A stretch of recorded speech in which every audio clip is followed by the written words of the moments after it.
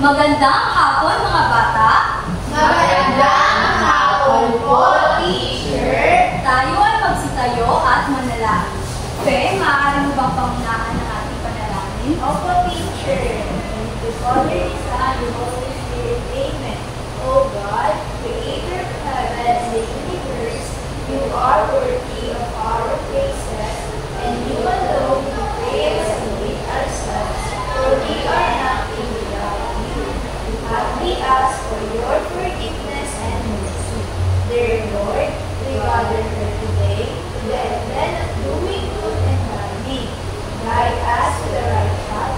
May our effort progress with insights, understanding, wisdom, and respect for all.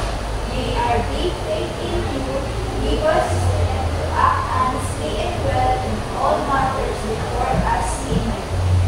Father, the Son, and the Holy Spirit. Maaari na kayong magsiupo mga bata. Ngayon, bago natin simulan ang ating talakayan, narito ang ating dapat gawin upang maging maayos ang daloy ng ating talakayan. Narito ang mga pamantayan natin sa klase.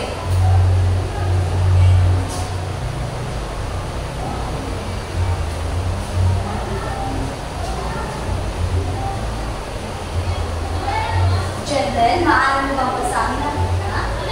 Galang ang respect. Galang ang guro at mga kaklase sa lahat ng oras. Maraming salamat. Tama, kailangan natin igalang ang bawat isa. Pangalawa,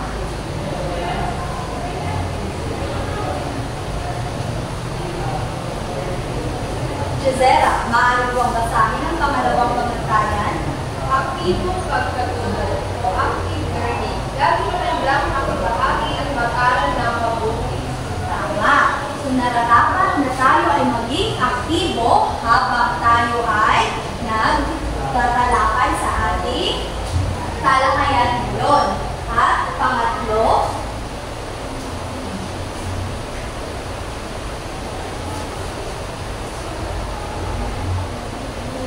Shai, maaari mo bang basahin ang pangatlong pamantayan?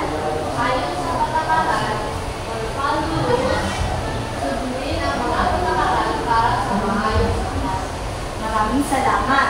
Tama, kailangan natin sundin ang mga pamantayang ibabahagi ko ngayon upang maging maayos ang daloy ng ating talakayan. Pangapat,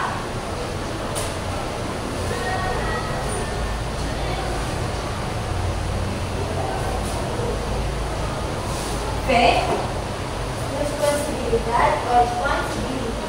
Maging responsable sa iyong mga gawain at gamit. tama.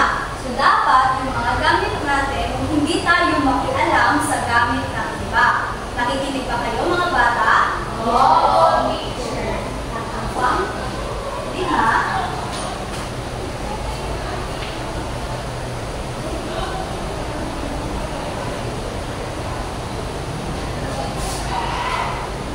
Jenden, maaari mo ba ulit masahin ang pang-lima?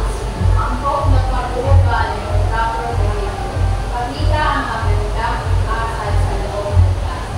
Tama. Paano nga ba natin ipapakita ang magandang asal dito sa ating klase? Giselle.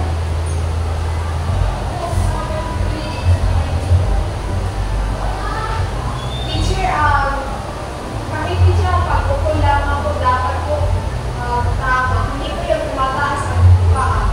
Magaling. So dapat tayo ay nakaupo ng maayos, nakikinig sa guro, at higit sa lahat, ang una nating pamantayan ay Pag-aaral. Oo, magaling. Ang pang-lima,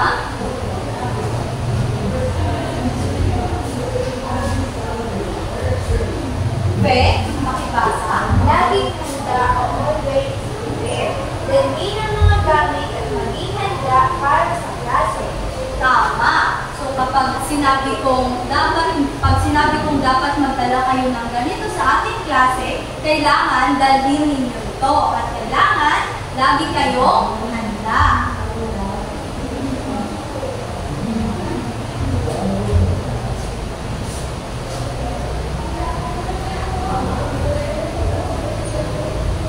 Shai, maaari mo bang basahin?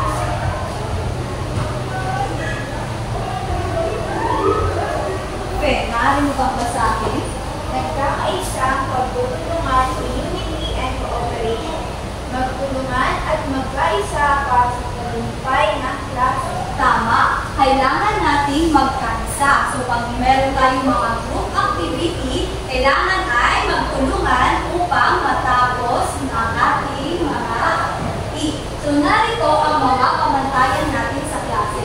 Ano kaya ang magbuon natin dito base sa mga pamantayan natin sa klase? Anong salita ang nabuon natin? Jazera. Teacher, paaralan ko. Magaling. So, itong mga pamantayan sa ating klase ay dapat nating gawin dito sa loob ng ating paaralan. At sa labas na din po itong pagiging pagrespeto. So, kailangan natin magrespeto sa lahat ng tao. So, ngayong araw, meron bang lumiban? Wala teacher. Magaling. Lahat kayo ay present. May tanong ako sa inyong class. Ano-anong mga hayop ang may alaga o ano-anong mga alagang hayop ang mayroon kayo sa inyong bahay? Gender. Ano, teacher? Paano mo naman ito inaalagaan? Kada oras sa umaga po, kailangan lagyan ng tubig yung lagyan ng tubig, tapos pinapakain, tapos kapag 12 o'clock po, tubig lang dito, pag 5 p.m., sako po kayo. May pangalan ba ang ano po, Gender? Wala kasi pang sako. So sa tatay mo yung manok mo. Magaling. Ikaw, Jadera. Teacher, I have, tatlong. Teacher, meron ako tatlong pusa, isa pong aso. Teacher, yung tatlong pusa ko po, isa po ay lalaki at yung dalawa po ay babae. Ano naman ang pangalan nila? Teacher, yung pinakabata, ang pangalan ko ay Billy. At ang lalaki naman po ay Neneng. At yung babae naman po ay Miyaw. Paano mo naman ito inaalagaan, Gisera? Teacher, sa isang araw, 3 beses ko po sila pinagkakalis. Minsan po, bumibili po ako ng katulog sa kanila. Tapos yung aso ko po, teacher, Melky pa ang pangalan. Magaling. So, napakahusay naman ang inyong ginagawa sa inyong mga alagang hayop. So, bago tayo tumuko sa ating talakayan, ay magkakaroon muna tayo ng isang laro. So, ang tawag sa larong ito ay bugtong-bugtong, sagutan mo ako. Ngunit, ang mangyayari dito ay mayroon akong dito inihandang duck race. So, nandito yung mga pangalan ninyo. At kung sino ang mauna sa finish line, ang siyang sasagot sa bugtong. So, handa na ba kayo mga bata? Yes, teacher! Simulan na natin. Huwag kang mag-uuna.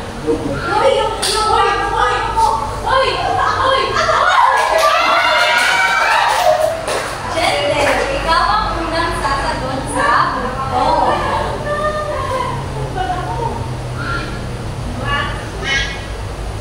Unang tanong, pakibasa, Gender.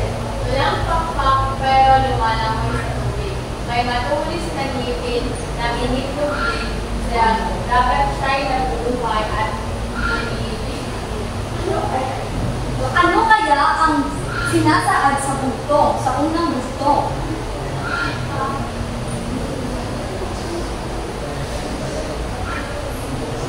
Isda. Magaling! Ang unang sagot ay isda. Bigyan natin ang tagsumagsak si Jendel. Pangalawa, so handa na ba kayo? Yes, Sino teacher! ang sasagot?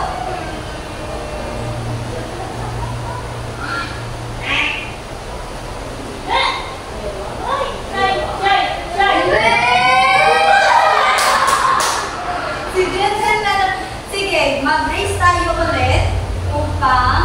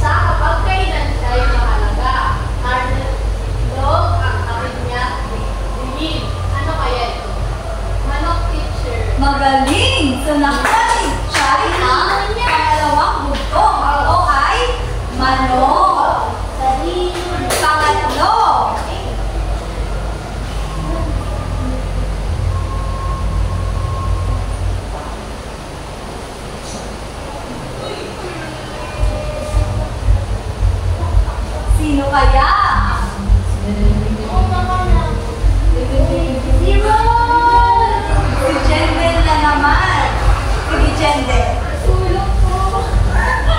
Tulog ko. Napakanta talaga. Maaari mo bang basahin? Mahilig yung mangoy at may matigas na lupa. Nangingitlog din siya at ang itlog niya ay mayaman at ano kaya? Ano kaya ito, Jendel? Puzzle teacher. Magaling! So, itik, bibi, o bato ay tama. So, bigyan natin ng tatlong bagsak ulit si Jendel. At ang pang-apat na sasagot ay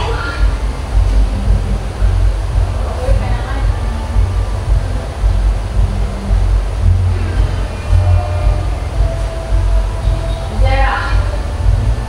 Pek. Ay, Zera. Pek. nakita ninyo na pangatlo si Faye. Ngayon, si Jendel, pangatlo na siyang nagsasagot kung sasagot pa siya. So, si Faye naman ang sasagot sa pang-apat. Yes. Uri ng isda, madaling alagaan at masayang pagmasdan sa palaisdaan. Ano kaya ito? Tilapia teacher. Magaling! Nakuha ni Faye. Ito ay tilapia. At ang panghuling sasagot ay mag-race tayo ulit. Kung sino ang magpipili o mauna dito, ang siyang sasagot. Zebra. Ako lang kayo. Wait. Zebra. Bigyan natin ng chance si Jezera. Siya naman ang pangalawa sa finish line. Zebra.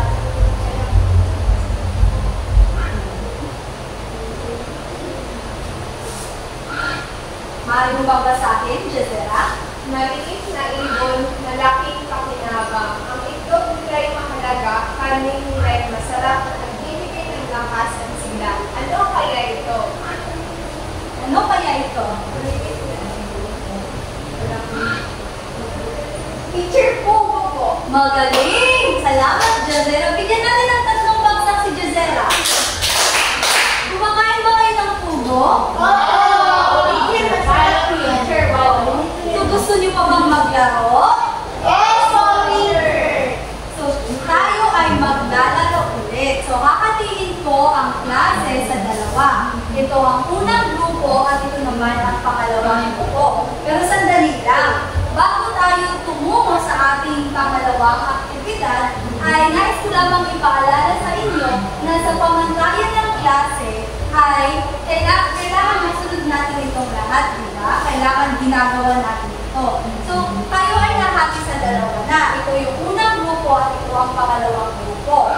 Magkakaroon kayo ng isang leader. Kung siya ang mag-lead sa inyong grupo upang masunod itong mga pamantayan sa klase. At kung sinong grupo ang makakasunod sa mga pamantayan ng klase ay magkakaroon ng reward pagkatapos ng ating klase. So, sa group 1, sandali lang, magbigay ka ng number.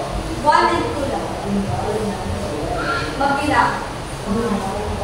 Ikaw ang magiging leader. Magbigay ng number. 1 to 5. 1, 2, 3, 4, 5. Ikaw ang magiging leader sa grupong ito. So, kayong mga leader, dapat kayo ang mag-lead sa inyong grupo upang masunod itong mga pamantayan. At kailangan din kayong maging aktibo para magkaroon kayo ng reward. So, inaasahan ko ang inyong kooperasyon. So, handa na ba kayo sa ating pangalawang gawain? Teacher! So, ang ating pangalawang gawain ay ang tawag ay zoom it out. So, magpapakita ako ng unang litrato. Ito ay naka-zoom in. Tapos, huhulaan ng inyong grupo kung ano ito. Isusulat ninyo dito sa papel kung ano ang nasa litrato. Tapos, kung sino ang pinakamaraming sagot ang siyang panalo. So, bibigyan lamang kayo ng 5 segundo para mag-guess kung ano ang nasa litrato. So, handa na ba kayo? Opo, teacher. So, ito ang unang bilang. Paunahan ito. Teacher. Nauna ang unang grupo. So, group 1, meron na kayong isang puntos. Ito ay ano? Pangalawa, ano kaya ito? 1. Teacher. Nauna na naman ang unang grupo.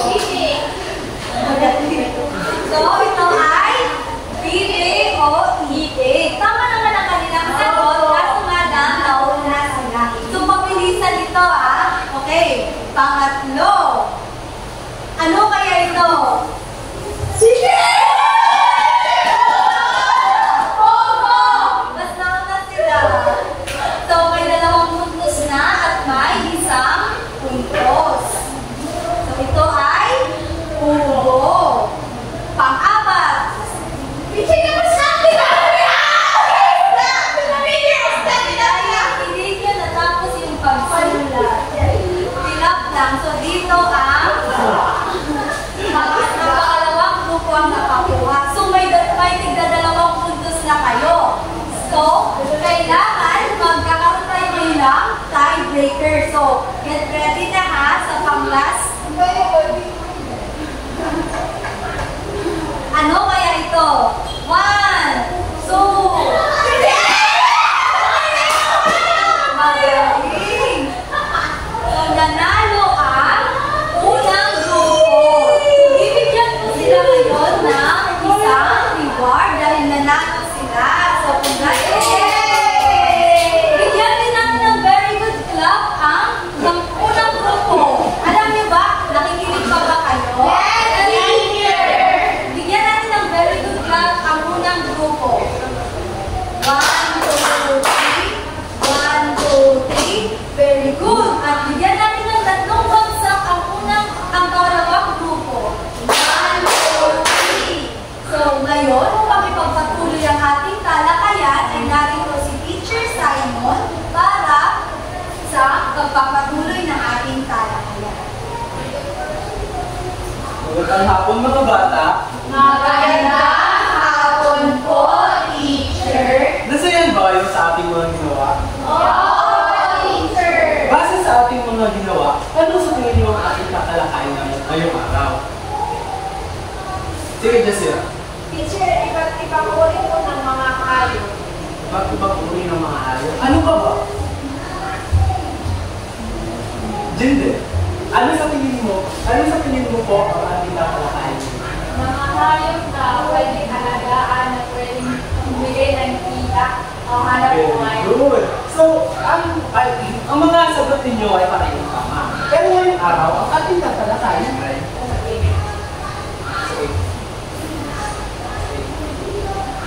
ang ating tatalakayin ay mga hayop na maaaring alagaan.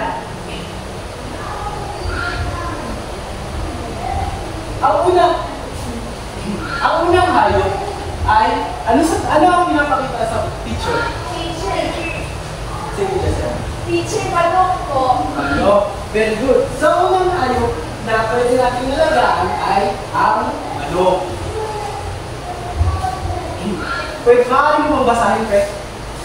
Manok. Ito ay isang uri ng domestikadong ibon na kadalasang kabilang sa mga pagkain niluluto at inuulam ng tao. Kabilang ang mga manok sa mga poultry, mga ibong inaalagaan at pinapalaki para matuloy. 3 klase ng mga manok. Inaalagaan sa manok. Uri ng manok na mainam para sa karne o broiler, arbor archer, Hubbard, Cobb, Default,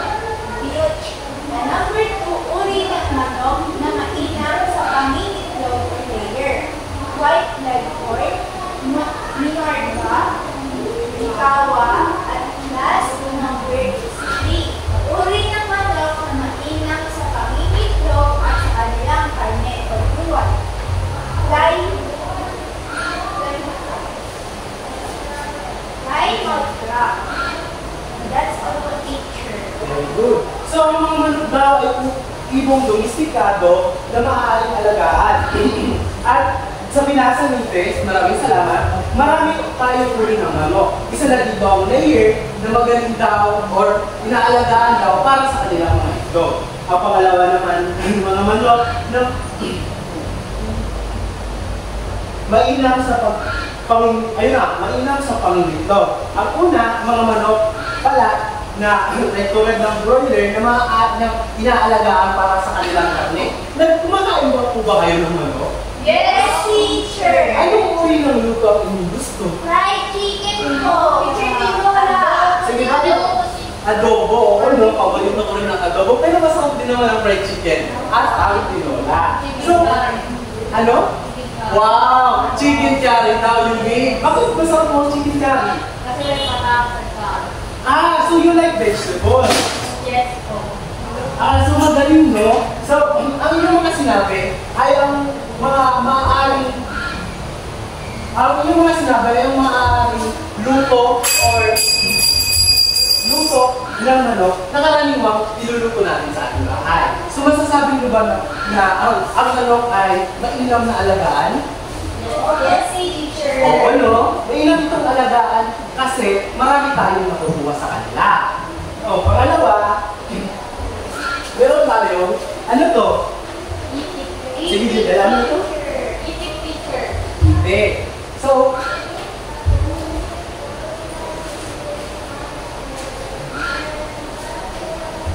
pakibasa.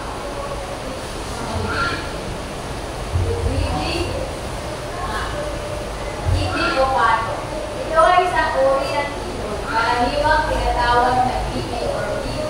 Ang mga uring may mapuputing balahibo. Samantalang itik naman ang may mga kalimang hiluting na kulay. Para sa itlog, katutubong itik o itik pateros, Indian runner. Para sa kati naman ang itik or moscow. So, itik or pato lang. So, dito natin nalaman na ang bibi, ang mga uri ng mapuputing balahibong pato ay mga puting balahibong ibon, so or itik or pato. So ang bibi daw, ang mapuputi at ang itik naman ay ang mga makukulay ng mga ibon. So may dalawang uri dito na binigyan tayo ng dalawang ito para daw sa itlog, katutubong itik or pateros ang mainam na alagaan.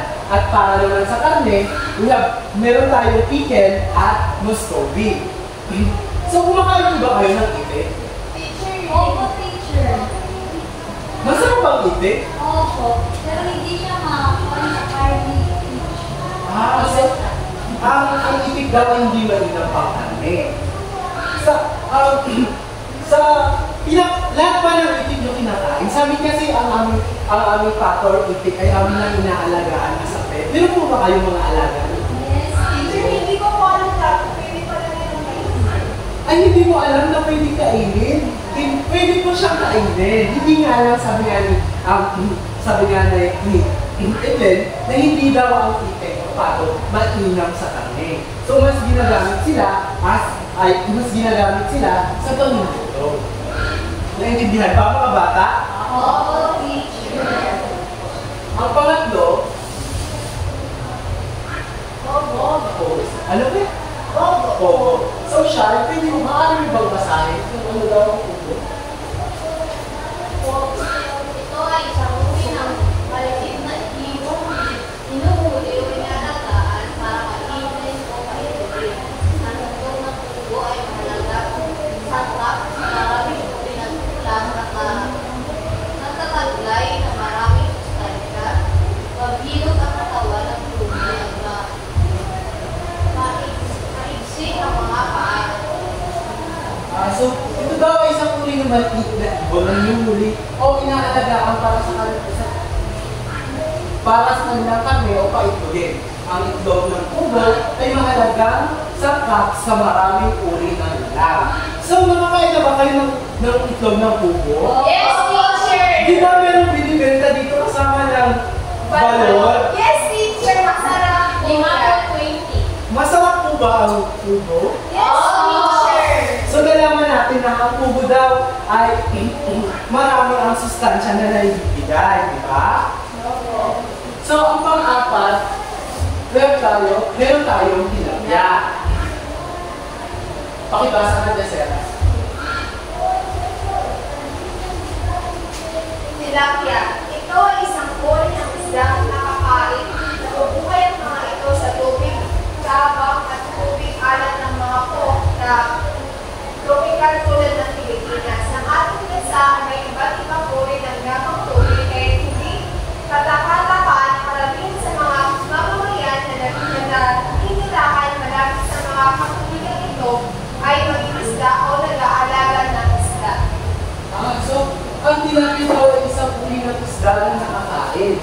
At ito daw ay nabubuhay sa mga tropikong lugar tulad ng Pilipinas at iba pang mga lugar. Ang tilapia, nakakain na po ba kayo ng Opo, tilapia? teacher!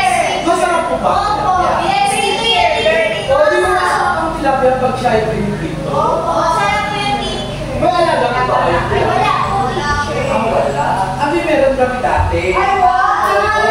Tapos, alaga lang namin. Ang tilapia ay, marami tayong makukuha sa tilapia. Pwede natin siyang ibenta o lutuin, di ba? Pwede, teacher, umiyak ka po nung narinig ko siya. Yung tilapia? Oo, umiyak ako. Niluto kasi ng lolo ko. Teacher, ano po pangalan ng isda? Fish. Nangihingi kasi Oo. italagaan mo. Yung pangalan ng isda ay pangalan ay fish. Fish tanda. Fish. F-E-S-S. Fish. Yun yung pangalan ng isda ko. Di ba napaka-unique ng pangalan ng isda ko? Yes, teacher. So ano po, balikan po natin ang ating inaral. Ano po ba ang mga uri ng hayop na maaari natin alagaan? Teacher, Sige pe. teacher, ang mga uri ng hayop na maaari po nating alagaan ay manok, bibe, itik, opato, pogo, at tilapia. Magaling. Magbigay nga po ng isang halimbawa kung bakit maganda silang alagaan. Jacera? Isang hayop lang at isang halimbawa. Teacher, wala po to. Kahit na andyan, kayo wala. Ikaw mo.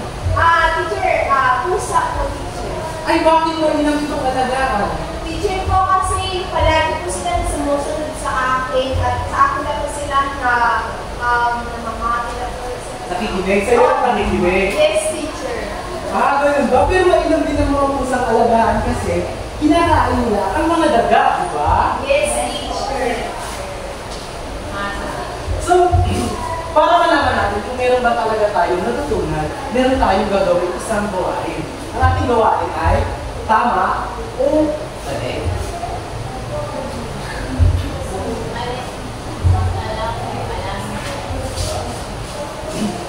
At ang mga bata, bago natin simulan ang ating gawain, meron ako dito mga bandila. Ang bandila ay may asul, ay berde at pula ang kulay. Ngayon, ang gagawin nyo, kung sa tingin nyo ang sagot ay tama, itataas nyo ang bandila kulay berde. At kung mali naman, ang pulang bandila ang inyong itataas. Ngayon, meron na kayong 3 segundo para sagutan ang bawat tanong. Handa na ba mga bata? Oo, teacher. Magaling. Ito ang inyong mga bandila. Green flag, teacher. Red flag. Teacher Julia. Para sa unang tanong, sino po ang sige. Ang unang tanong, ang manok ay isang uri ng domestikanong ibon na paunahin na alagaan para sa kanilang karne at ito. Ito po ba ay tama o mali?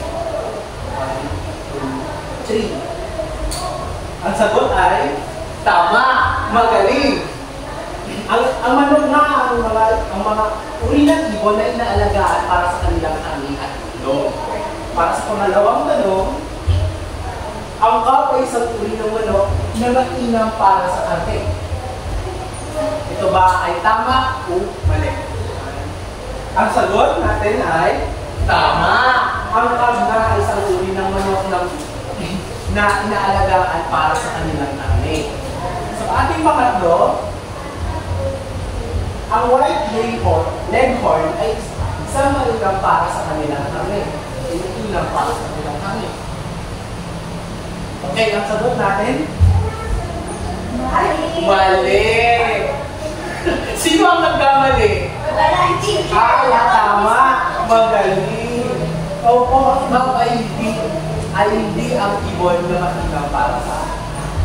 Sige, pangatlo. Tanong, hindi mainam sa pangingitlog ang arbor acre. Tama, 1, 2, 3. Ang sagot ay, huwag iba pa. Ang sagot, mali. Nagkamali na si Peno. Ang sagot niya ay tama. So, very good. Very good sa mga nakatama.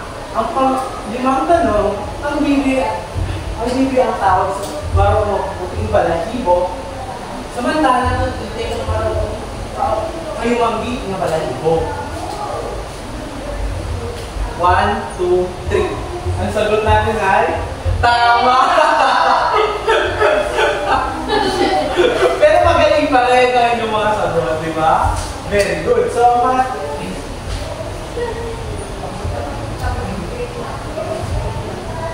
ngayon, dumako tayo sa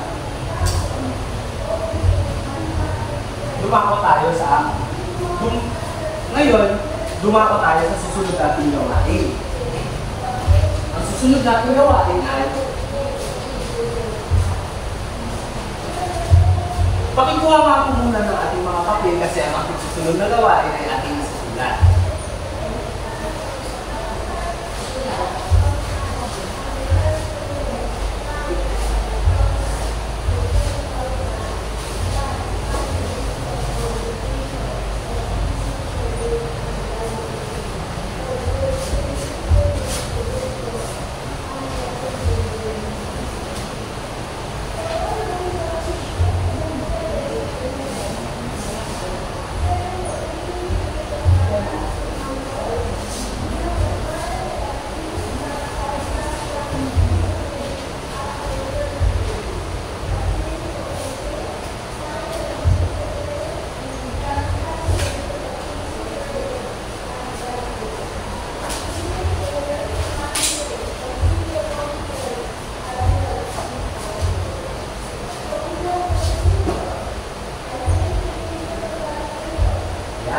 So, susunod natin na gawain, pagbasa po nga po, Josera. Panoto, piliin sa halay B ang sagot sa halay A. Isulat ang sagot bago ang patlang. So, piliin daw ang sagot sa tama. So, hanapin daw o ihanay ang tamang sagot sa hanay at sa hanay B. Pakisulat na po muna sa inyong mga papel.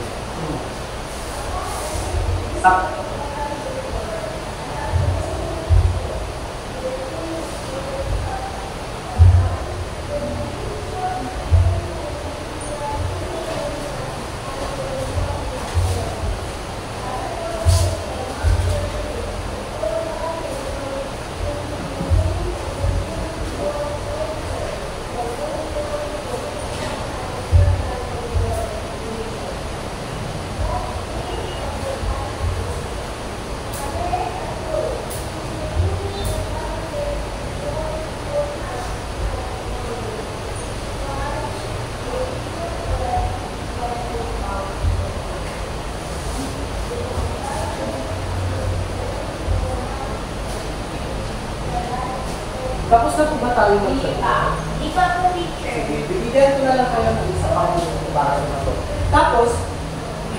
Tapos man o hindi, kailangan nyo bumubasa. Okay? Okay?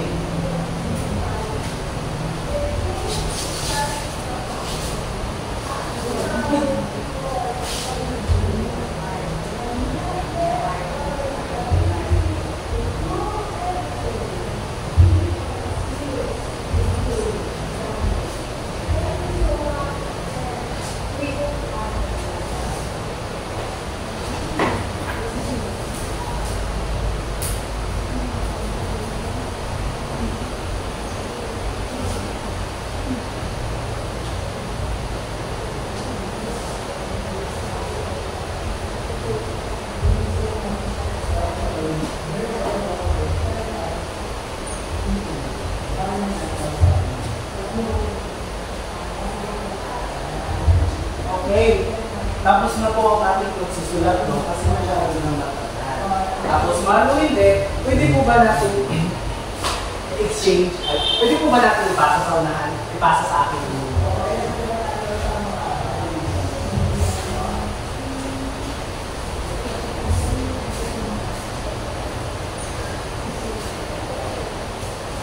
Kalikan ng papel.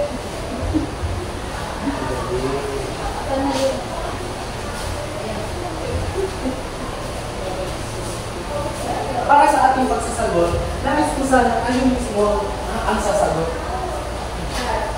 Sarah. Jessera, basa na unang tanong. Ito ay isang uri ng domestikadong ibon na kadalasang pagkilang sa mga pagkain niluluto at inuulan.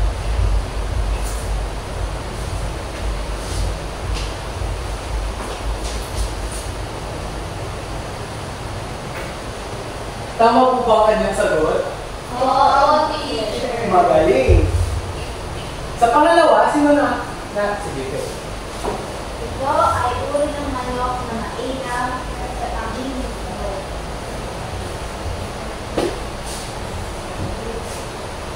Tama po ba ang kanyang sagot? Mali. Teacher, ulitin ko ulit. Sige.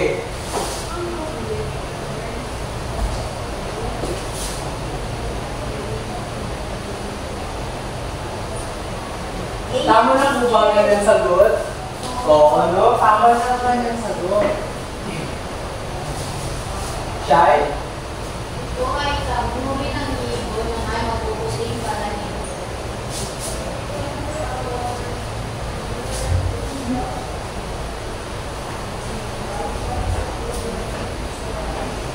Ito daw isang uri ng ibon na may mapuputing palanin po. Ang sagot niya ay ibig. Tama po ba? Oo. So sa pang-apat, Jindel? Ito ay isang uri ng ibon na may payumanggi o itim na kulay.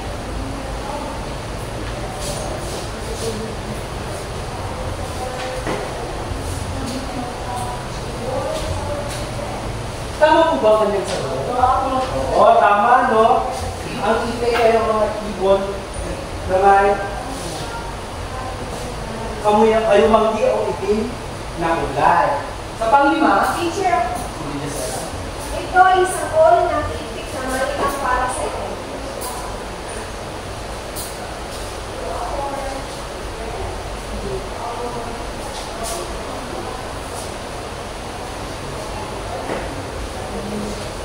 Tama ang kanyang sagot. Sa pang-anim, Teacher, sige pe. ito ay isang uri ng baby na mainam para sa karne. Doon daw na matinang para sa karne. Magaling. Sa pang-pito, sige Jindel. Ito ay isang uri ng malipit na ibon.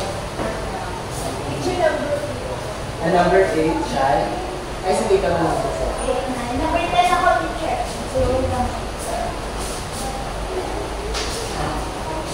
Shai, para sa number 9. At para naman sa huli, ano naman.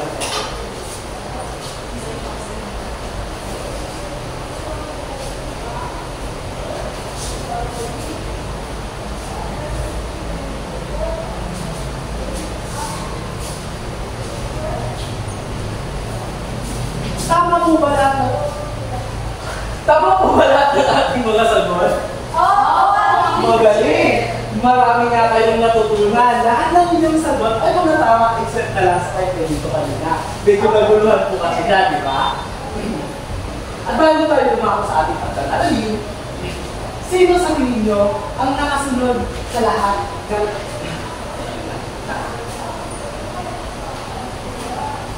nakasunod sa lahat ng ating pamantayan? Lahat, di ba, nakasunod sa ating pamantayan? Magagaling. Ibig sabihin nito, mababait at matalino talaga kayo. At para dyan, meron kayong mga regalo mula kay teacher or prizes. Yay! Ito yung para kay Jacera. Kay Te.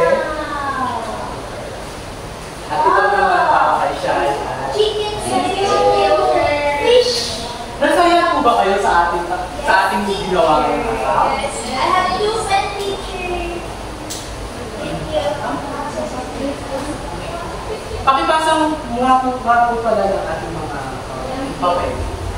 Magaling, no? Ay, magaling. Magaling, may matakas dito. Si Jendel ang pinakamay mataas na sagot. Bigyan mo siya natin ng limang bagsak. At ngayon, para naman sa ating takdang aralin, pakibasa nga po din ng ating palito. Ang una lang po. Una, pumili ng hayop. Pumili ng isang uri ng hayop na gusto mong alagaan sa iyong sakahan. Maaari kang pumili sa pagitan ng mga manok, itik o tilapia. Very good. Siya ay pakibasa ko po ng pangalawa kanino. Pangalawa, sumit ang iyong sakahan. Sumit ang iyong sariling sakahan kasama ang lahat ng mahalagang bagay na kailangan ng sariling hayop upang mabuhay at maging hayop. Magaling, no? So, ang ating takdang aralin ay pumili daw ng isang hayop na maaaring alagaan at iguhit ang inyong sakahan at ilagay kung ano ang mga angkop na mga kailangan gawin tulad ng pagkain upang mabuhay o maging masaya natin. Ito ang halimbawa ng ating takdang aralin. Okay na po, teacher. Nandiyan na? Magaling. So, yun lang po ang ating gagawin ngayong araw. Masaya po ba kayo sa ating gawain? Yes, teacher. Sige. Hanggang sa susunod mga bata. Bye.